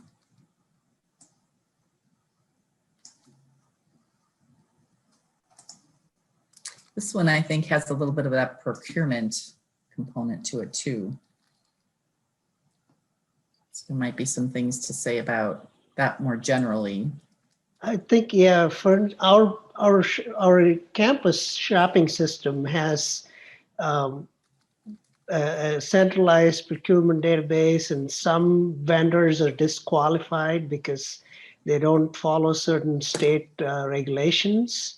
Similar to that, we can add vendors that are preferable, green vendor type of certification or some sort of a labeling. When we go to buy office furniture or whatever, there's a little tag in there that says, okay, these are preferred sustainable procurers. And if they do that, we get a 5% discount from campus to the department or purchasing units, and because typically these greener procurements are more expensive, right? Just like organic food costs more than regular food. So if we can somehow help bridge that gap and also provide incentive beyond the bottom line for the units that are responsible for spending the money, to think about these in the long term. And I think long term it's a win-win, because these sort of, I would say, shoddy stuff that you buy for cheap falls apart quick, doesn't last as long. Right. So it's like Andrew knows about it, and it's like life cycle costing, right? And getting people informed about it, and so they'll do. I think this green procurement can become part of our shopping system. Okay. Other thoughts about either the resource management? It seems like we're getting into the procurement conversation a little bit, which is perfectly fine. I mean, we don't normally have conversations that are super linear, so.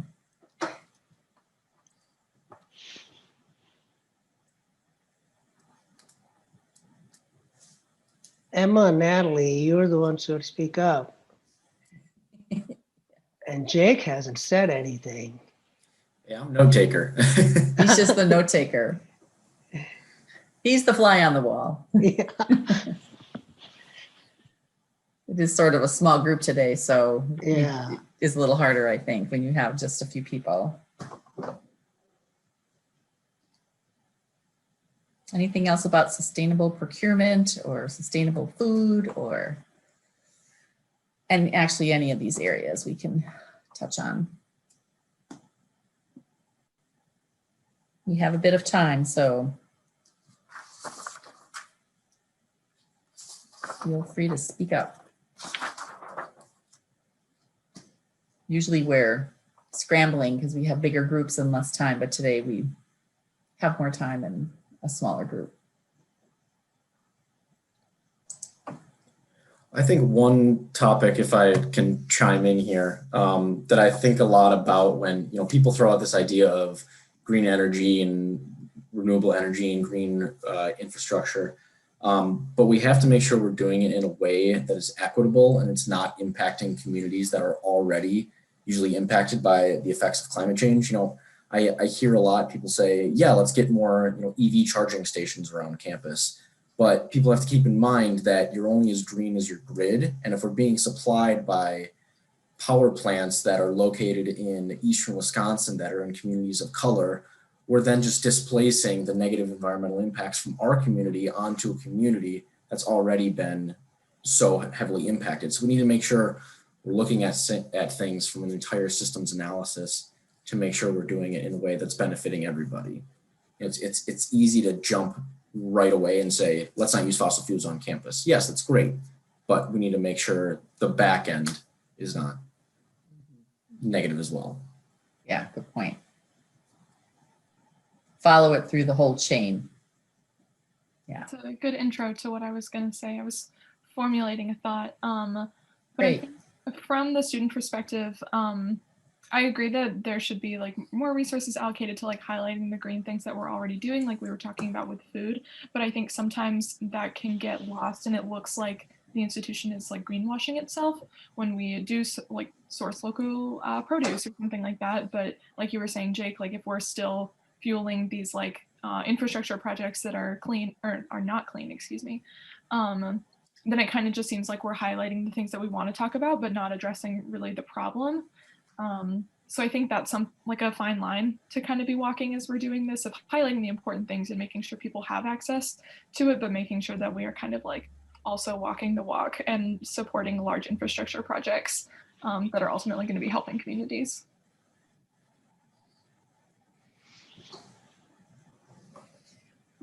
So I have a question. So it was mentioned a couple of times, this idea of collaborating, that we have lots of expertise on campus and bringing that expertise together to address some of these issues. People have the answers sort of, or we need to get our act together to get at some of these things. How do we do that? How do we break down that decentralized culture that we live in here at UW-Madison so that we can have our act together to go after those sorts of projects? And and leverage the expertise we have on campus. Any thoughts on that? It's not directly on our list, but we have some time, and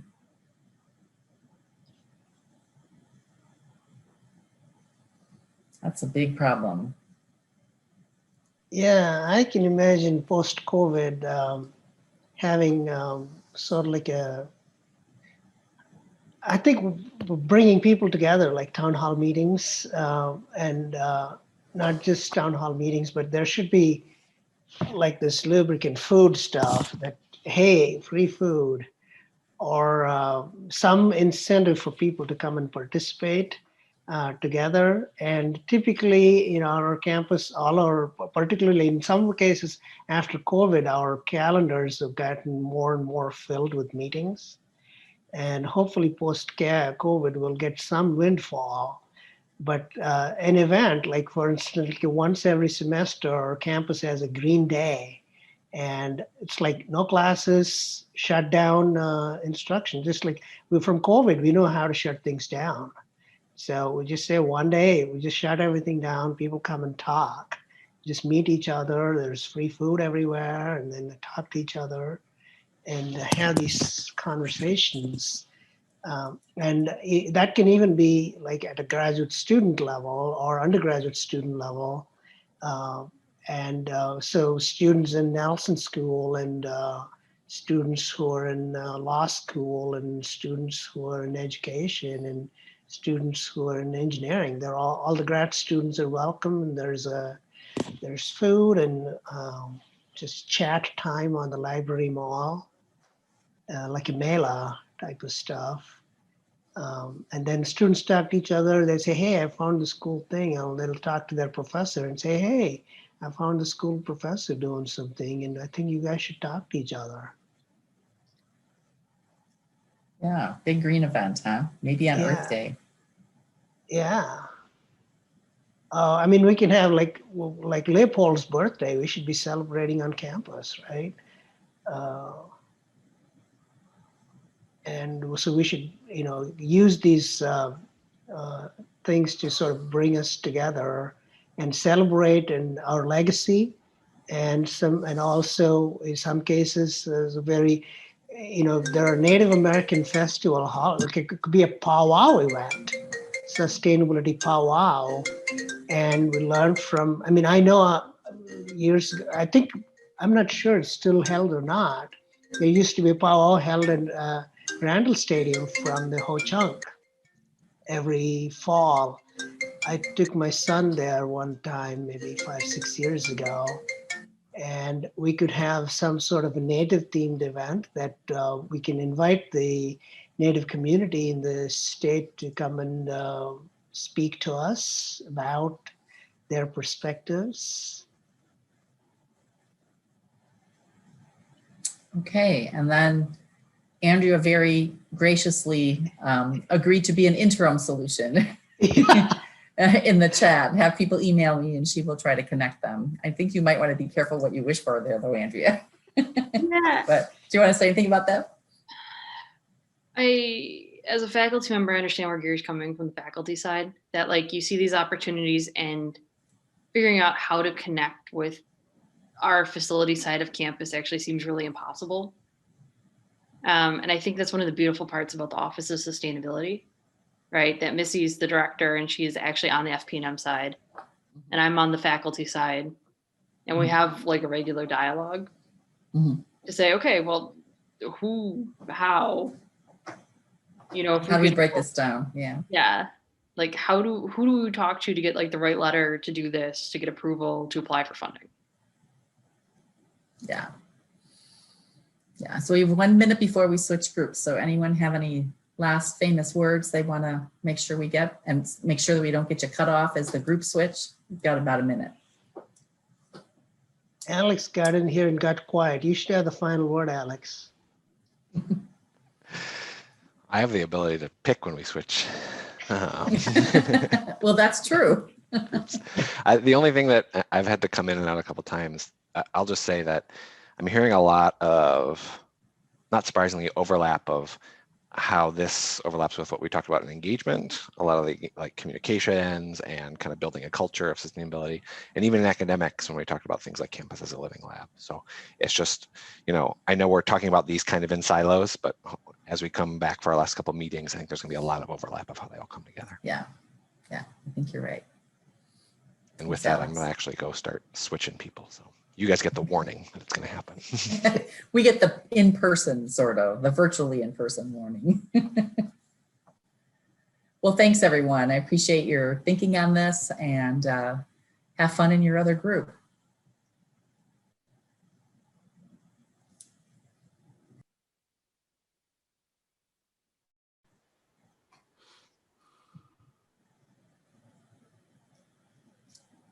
Hello. Sorry, Alex is Lindsay, good at that, for isn't he? putting you there. Did I tell somebody you, he get snatches you away. You're like, whoa. Yeah. Yeah. Feels like you get snatched away really quick. Like, oh, sorry, Yeah. Lindsay. I didn't mean to cut your point there. I just kept thinking of Earth Partnership, you know, because that's what they try to help you do. Yeah. I can, Cheryl Armstrong, do you know her? Do you know her? Cheryl Auerbach Armstrong? Yeah. I can connect you all if you'd like. That'd be great. That'd be great. Yeah. Yeah. Okay, well, welcome everyone. I hope you didn't get too much virtual whiplash as you went from one room to the other. Hope everybody's okay. I don't know that there's really a good way to really make that happen, Alex. It just seems, you know, every meeting it's like that. So we just have to, I guess it's just a reality of the virtual space. All right, so the areas that we focused on in our conversation were the green energy and electricity, resource management, sustainable food, and sustainable procurement. We kind of bounced around a little bit. You can read the comments. I mean, in the green energy and electricity, we talked about divestment, identifying tangible goals to meet in the near, medium, long term, which we know from the conversation that Nathan shared with us that that's part of the plan. We need to bridge academics and operations more so that they can inform one another. This seemed to be a big issue. We talked a little bit about the culture of decentralization in our campus and how that sort of gets in our way. We have our own natural gas powered energy. We're not going to get rid of that anytime soon, but how can we begin to augment that?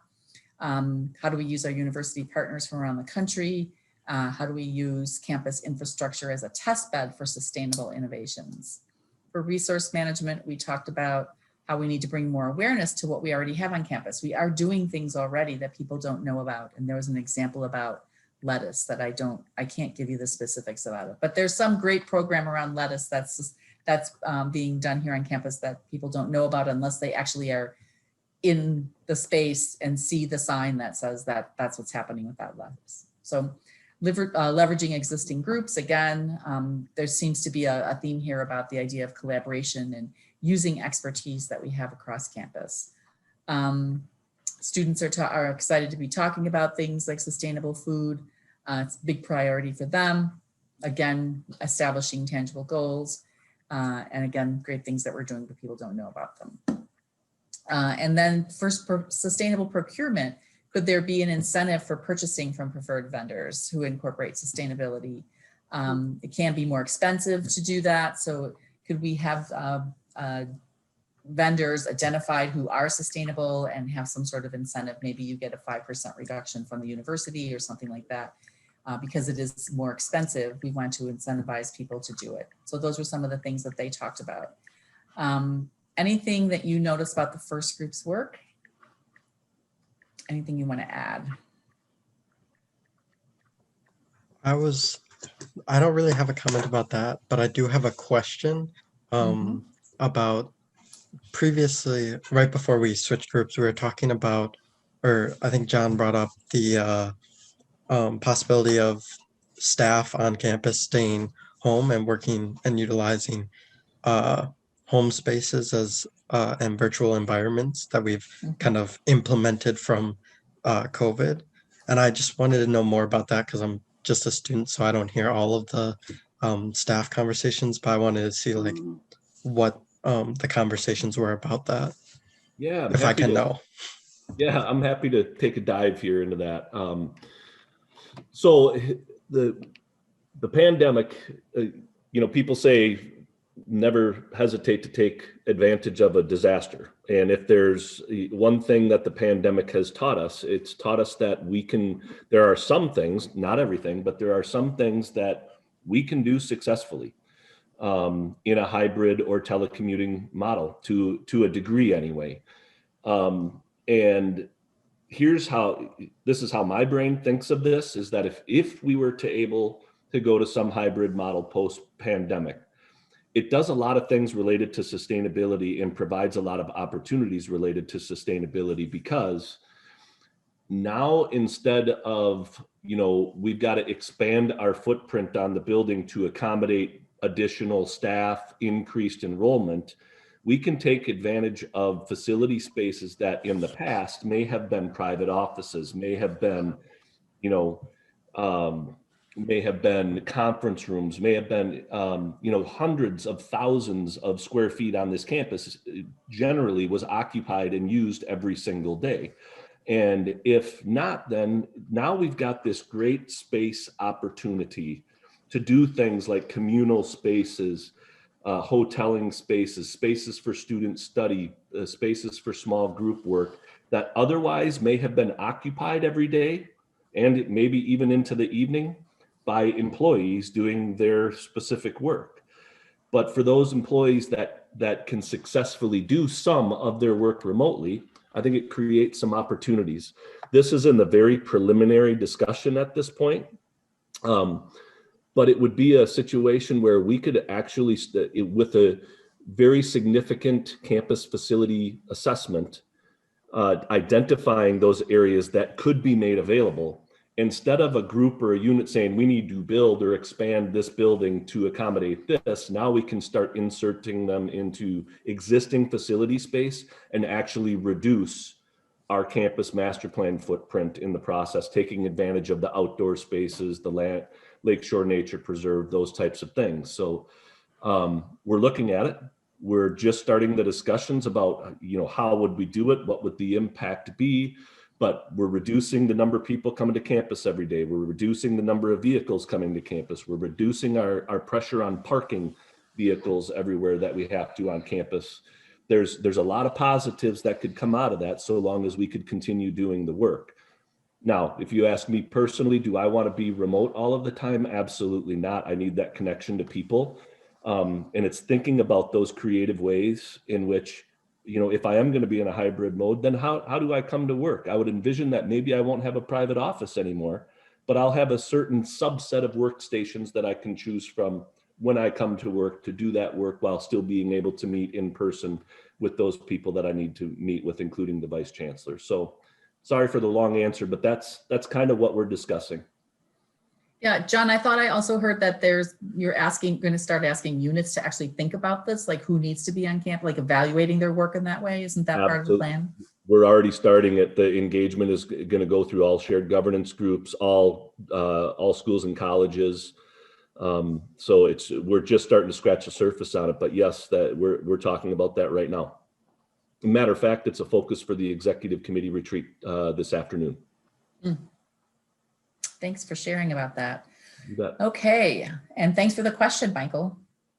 So anything about these focus areas that you want to add, anything about the challenges that we could face or the resources that we could leverage to be more successful in them? We're looking at green energy and electricity, resource management, sustainable food, and procurement.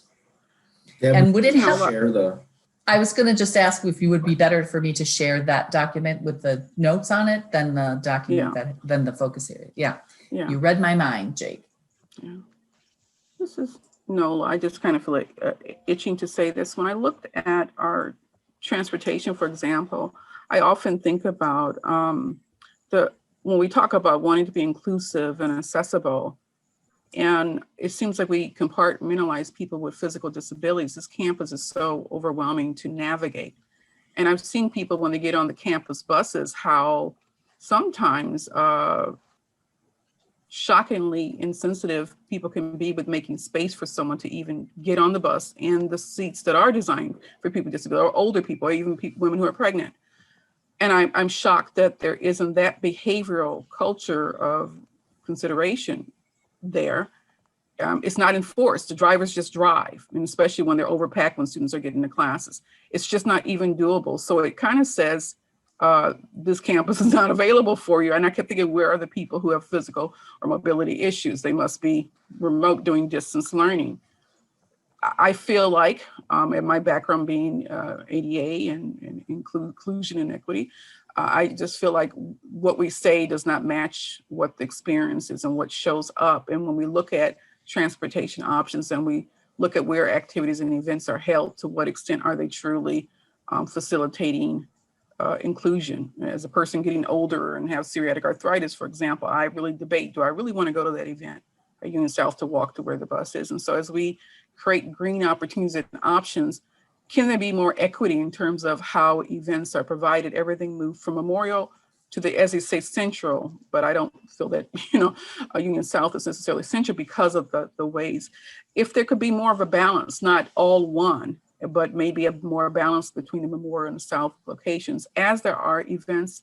But what I want to say is kind of built up on what John mentioned, is that this forced remote experience that we're having has really been a wonderful opportunity to be more accessible and inclusive in many regards, right? We're able to get on to Zoom and our virtual platforms and talk and engage and see, and it's just been a wonderful equalizer in many ways, actually. I have an office. I miss my office. I do. I'm here with 2 remote learners, and so I really miss my office. But if they weren't here, I do great here at home, but I really miss my office. So I realized that's where my sanity was maintained. But I am concerned about the old ventilation systems, right? I physically work in Memorial Library, and I don't like the idea of, I realize they'll see that, oh, does she really need to have an office to be productive? No, I don't mind working from home. But I do worry about the trend towards large open office spaces for staff, right? They just did a total redesign of a whole floor, 3rd floor, because now University Press is now in Memorial Library. They did a whole remodeling. I was about ready to assess people's experiences of being in open air spaces. Now you got an issue of concern about air quality with COVID and all of that. To what extent is that going to impact people coming in? So when you look at green initiatives, I don't know where you fit it in, but looking at our ventilation structures are, we've not designed for wellness. We've designed for maximum efficiency and capacity. So I don't know where that would fit. Good luck. Well, it doesn't have to fit anywhere. You can just note it and, make sure that that's part of the general conversation. So thank you for that, Nola. Other thoughts about any of these areas?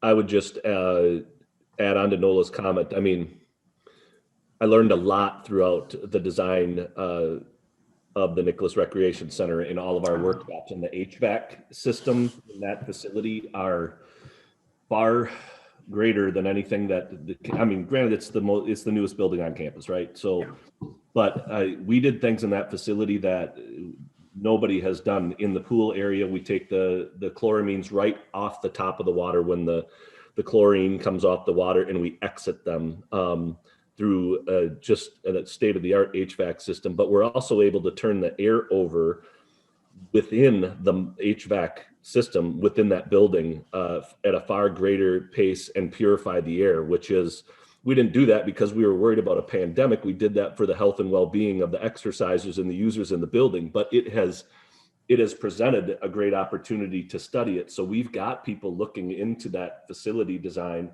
because it is a very, very open design in that building. It's designed to have up to 4,000 people in it at a time. Of course, we don't right now, but it does present that potential risk that everybody's on this same ventilation system. However, it's being turned around within the building and going through a filtration system. I want to say it's every 30 minutes. So people are looking at it to say, hey, is this what we need to do if we were to have another pandemic down the road?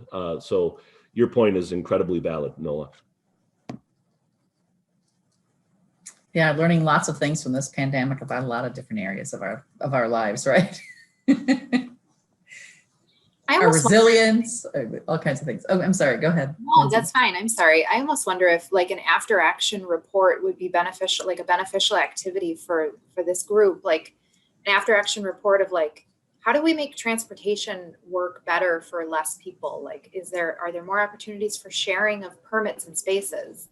To John and Nola's point, like we should have we should have great, healthy air, right? Like what are some of the takeaways? Like, how are we utilizing space and working from home better and like reducing emissions? And like, what are people say this and it's polarizing. What are the silver linings of the pandemic, right? Like from a sustainability and inclusion lens, like how do we take those and keep those with us as we move forward, as we come back to our offices a little bit and enjoy that dedicated time there, but still continue to benefit from some of the other aspects. I wish we had a whiteboard. I'd put yes in all capital letters, Lindsay, with marching ants around it, because there's always a lesson, right? There's a lesson always in any experiences, whether traumatic, right? Or whether what experiences is great. And I've seen a lot of good things. I've seen some bad things too, but you're right. How can we be, what's the word here? Appreciative inquiry, right?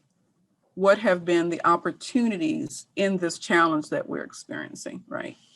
And also continuous improvement, right? Like we're always reflecting back on what we're doing to see what we can learn and do better the next time. Yeah. Yeah. And we probably have about a minute or so left. I think Alex is getting ready to pull us back, but I want to make sure if there's anything anyone else has that they want to. I could just say something real quick. On the very first focus area, the sustainable planning and design, and the second one, the sustainable buildings, one potential, I forget what you called it, but roadblock we may come to is just thinking about some of our historical buildings and buildings that are just older and are now turning into historical buildings.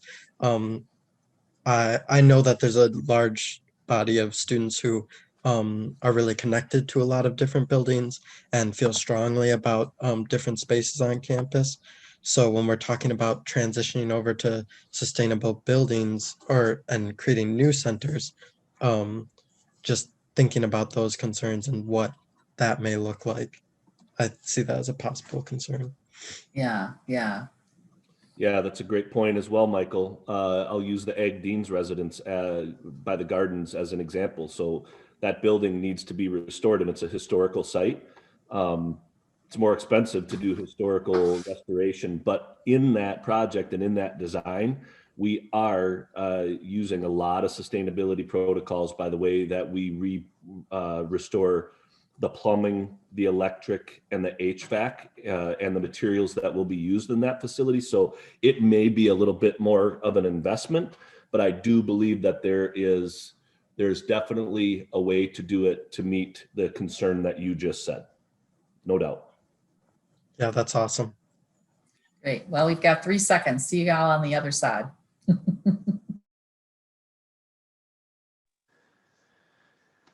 All right. Welcome back, everyone, at least for the group I wasn't in. I hope I didn't cut off anyone's conversations during the switch or while we ended. But I'm going to hand it back to Deb to walk us through our kind of team debrief. And you are muted, Deb.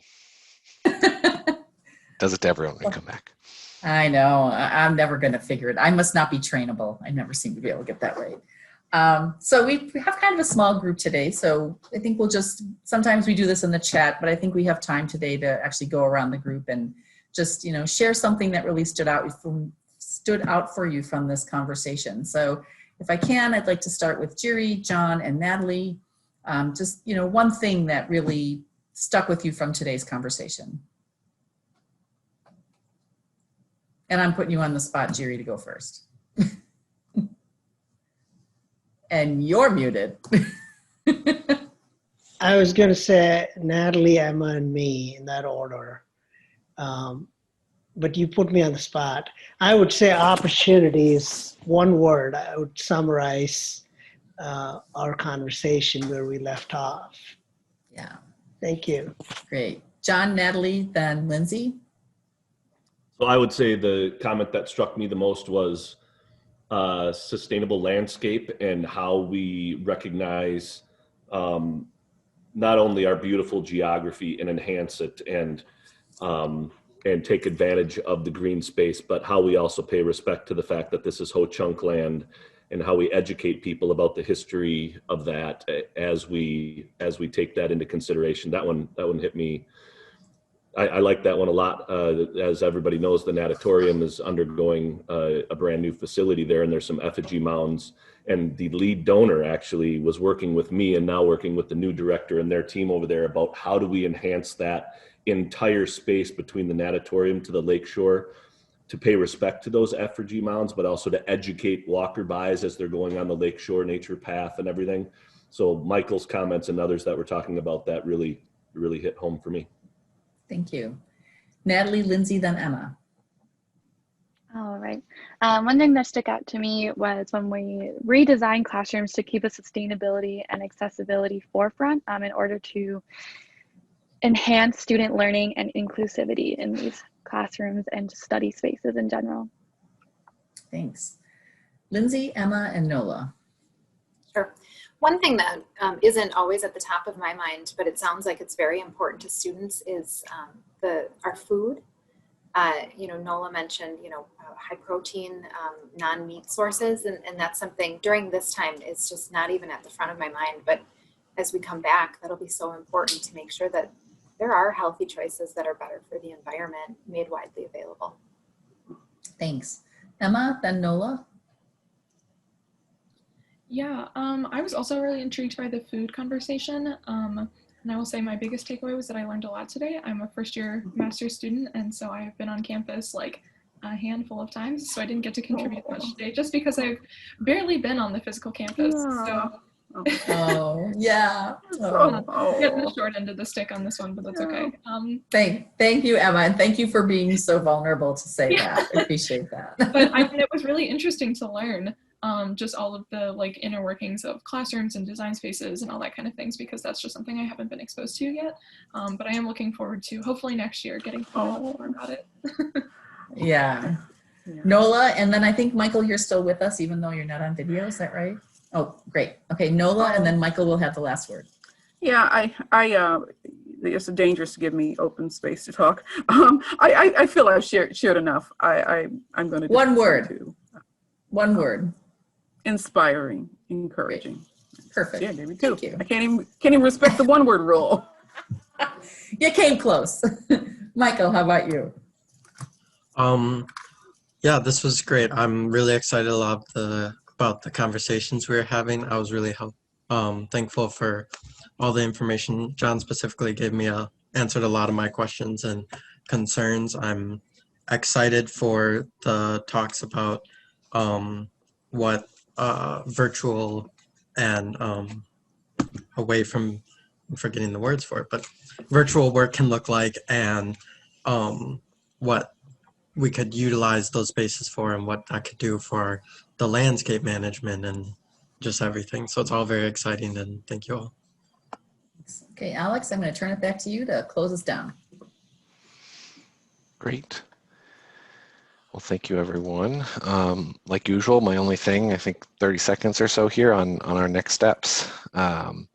So you won't be surprised, but we will get the survey, hopefully send it out here within a half hour for those of you who want to jump on it right away. And for those who don't get to it right away, I'll probably continue to bug via email. So thank you again for taking the time to do this. It's extremely helpful as we plan both our April and May meetings, but also particularly important as we look ahead to what's going on in March as our next round of campus listening sessions. So we have the dates set, the 18th, the 23rd, and the 25th. Just a couple days ago, we had our website updated with the registration links for those as well. So we will follow up next week with some invite text and the links to all that, so you guys can share that with your stakeholders. Like last time, we're not asking that you all attend each of these listening sessions. You're welcome to if you'd like, but not required by any means. The only ask is that you at least share the invites with any important stakeholders you think that would like to attend. And then we do have our planning and administration meeting, so the focus on focus areas in that topic, in that category, about a week or so before that on March 12th. So we'll look for early March, the focus areas that we'll be discussing. But that is pretty much it.